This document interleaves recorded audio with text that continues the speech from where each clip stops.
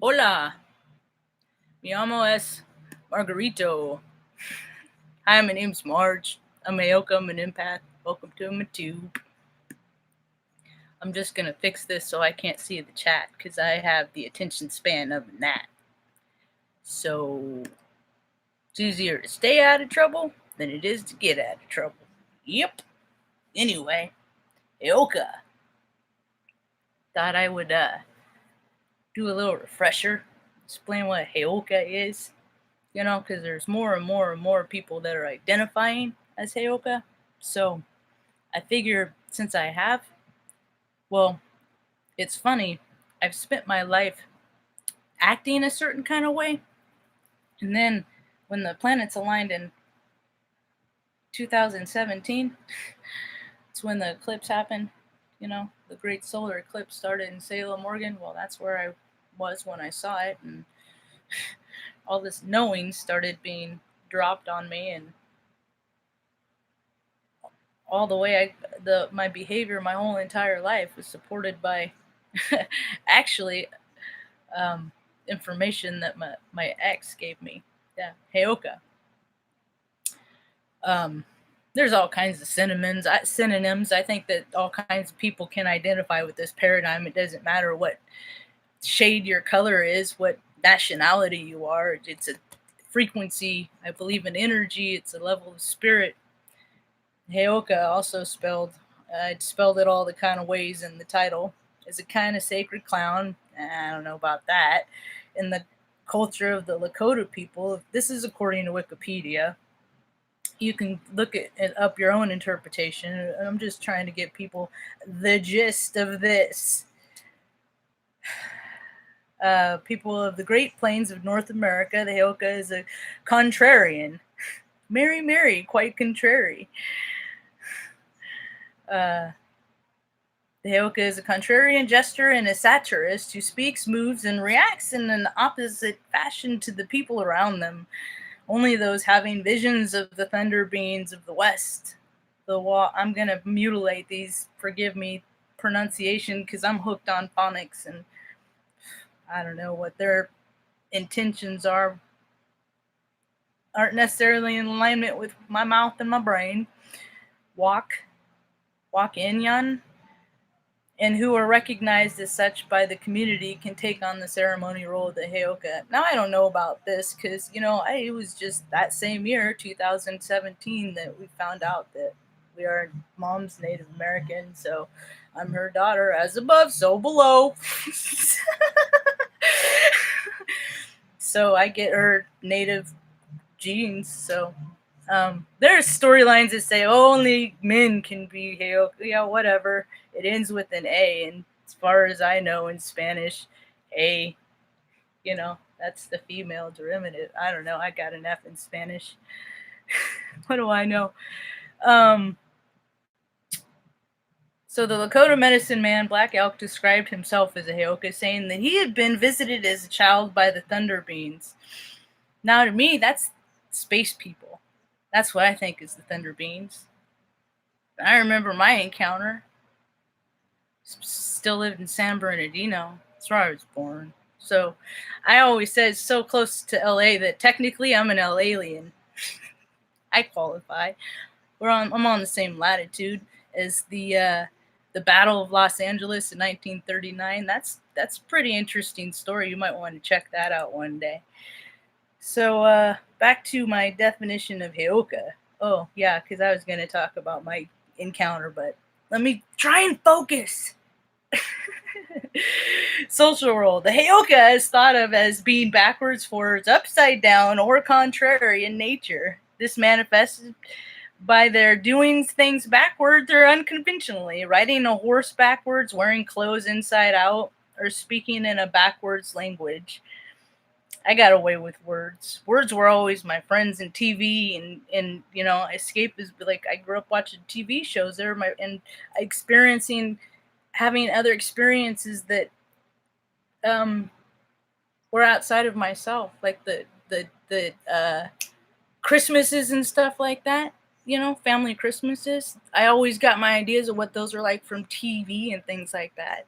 And the piles of trash in people's yard. You could tell by how much the people that loved each other the most, they had the biggest piles of trash in the front. Anyway, we were on a Greyhound bus for 11 hours, riding from, like, I don't know, freaking Bakersfield to Reading or whatever. So anyway, that's another story too. Heyoka is thought of as a being. Okay, let's skip to where I was. Riding a horse backwards, wearing clothes inside out, or speaking in a backwards language. For example, if food is scarce, a heyoka may sit around and complain about how full he is during a baking hot heat wave. A heyoka might shiver with cold and put on gloves and cover himself with a thick blanket. Similarly, when it's freezing out, he may wander around naked.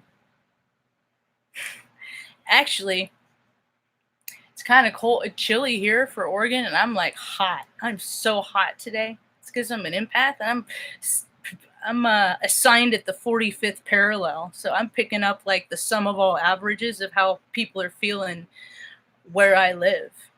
That's what empaths do. That's why a lot of us short out, but they don't know that they are. But once they figure out that they are, then maybe they'll find some solace. So what I'm trying to do is trying to help people find some solace. So in a baking hot heat wave, a heyoka might shiver with cold and put on gloves and cover himself with a thick blanket. Similarly, when it's freezing, yada yada, you get it. A unique example of a famous heyoka sacred clown is this. I like this guy, the straighten outer. He was the one.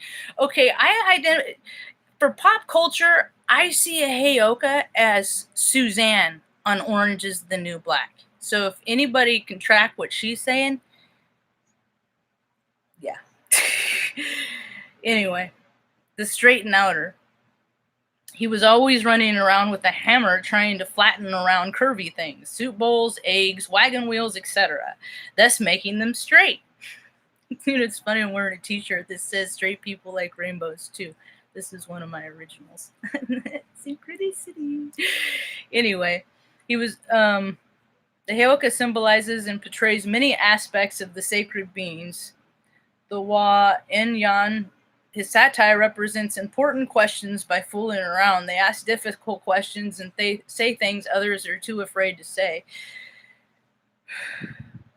Their behavior poses questions as do Zen koans. By reading Koans, by reading between the lines, the audience is able to think about things not only usually thought about, or to look at things at a different way.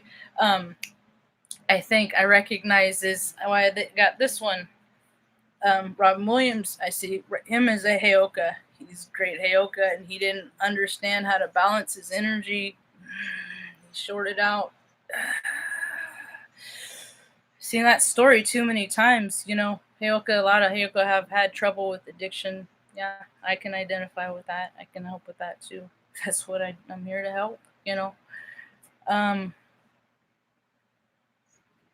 By reading between the lines, the audience is able to think about things not usually thought about, or to look at things in a different way. Principally, the heyoka functions both as a mirror and a teacher, using extreme behaviors to mirror others and forcing them to examine their own doubts, fears, hatreds, and weaknesses. Heyoka have the power to heal emotional pain. Such power comes from the experience of shame. See, that's why I don't judge, is because I've done it all myself.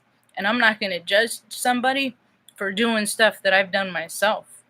People make mistakes. We're just soul sacks. We're just spirits, cruising along in this, trying to figure out what it is to be a human. And we have terrible examples to really think about it, because a lot of humans are in weird industries, like, that whole prison thing, and it's like farming people as far as I'm concerned, and that whole military thing. More people are seeing it different. I'm not here to talk about that anyway, because I gotta focus.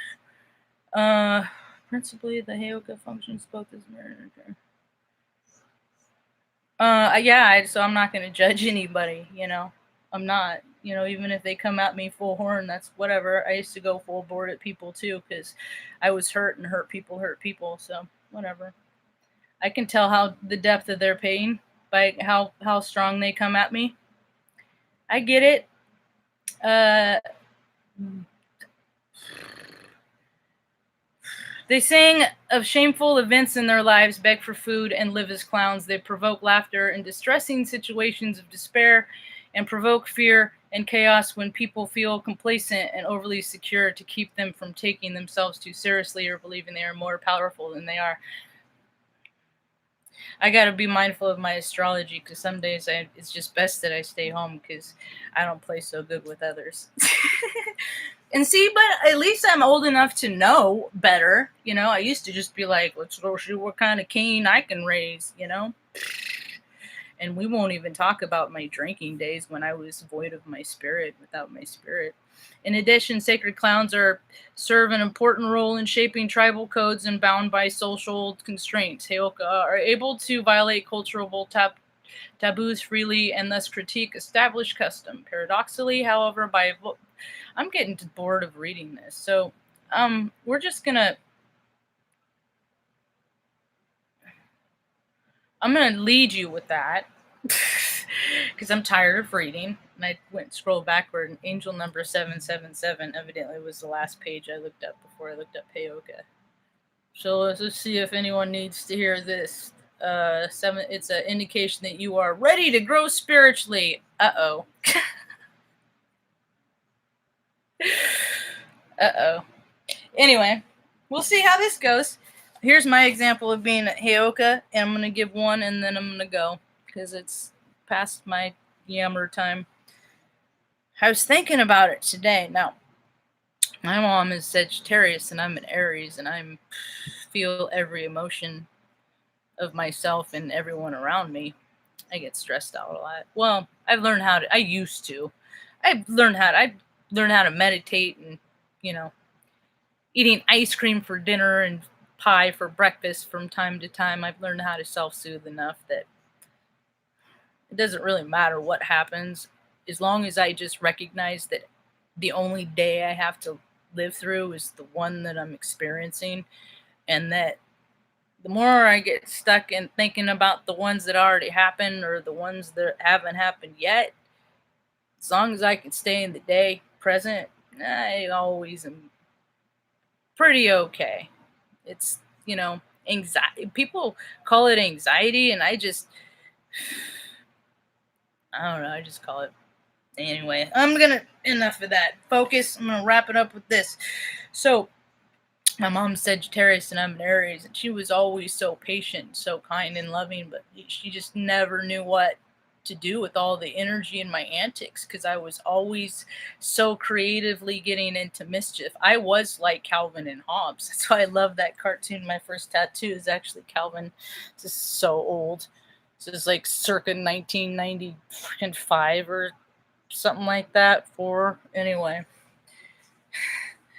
Because I can identify with that. And incidentally, I really don't like the stickers of him peeing on stuff because he was always cantankerous and ornery. He was never disrespectful and rude. And the people that freaking instill that idea in people, you guys suck. Anyway, so the cool part is I have a niece. She's like me. She has a lot of energy too, and and it's gonna be neat because we're gonna get to be able to move closer because, well, I keep thinking that's how it's supposed to be, and it makes my heart happy. So if it makes my heart happy and I put that out in the universe, evidently the universe is gonna match that vibration and give me whatever I want to make that happen, right? Because when we're in true alignment of what makes us happy, that's when we're open to flow with our ultimate creativity. And I'm just really excited because mom and her granddaughter they're both in alignment. They're both Sagittarius, so mom will be able to nurture her and soothe her in a way that will actually benefit her, because there was no calming me down. I had to learn how to self-soothe so I could help other people learn how to self-soothe. That's what I'm supposed to do. So when I think about how people are like talking about healing bloodlines and all this stuff, I'm like, I need examples. I don't know about anyone else, but I need examples. And that's exactly an example of how, you know, mom's alignment can heal Helly's, and so mom can help her commit, because mom knows how to stay balanced, because she's lived under some extreme circumstances like post-traumatic stress situations herself, because she's dealt with the brunt of what it's like to deal with a man who's battling his demons that he acquired in Vietnam and stuff like that. So she's just taken it. She's taken the blows for years and years. Not for, I have always kept her safe. I've always, that's why I've learned how to, fight off bad guys, is from looking out for her, but I wasn't always around her, so she got hurt sometimes. But anyway, this is what I wrote, and I'm going to wrap it up. How we heal. Mom's Sagittarius and granddaughter is Sagittarius. Mom's learning style is more appropriate for her granddaughters, and she will, and then through healing her granddaughter and helping her, she's gonna soothe those parts in herself, which is also gonna, free her up, make her less dense. That's what healing is. Frees you up. Then when you get older, you see. And that's another thing, is I think a lot of times people have a hard time, is that when they're younger, I remember my grandparents and my relationship with my grandfather, and it's like, now my father has his face, and it's like I have to resolve any issues that I had with my father, because one day I'm going to see my father's face when I get old. I'm going to see his face, and as he gets, like now, I'm going to see his face. So I have to make sure that I was always good to him, because that triggers things in people. That's why people end up angry at the end of their life. You got to free yourself up so you can go to the right place, or fall in line with the right vibe, whatever, the light, the tunnel, whatever. So I guess that's all I got, because I just, when my train of thought just shifted gears. So when that happens, I'm done. Hope y'all have a rad day. Peace. It's gonna say end. Are you sure?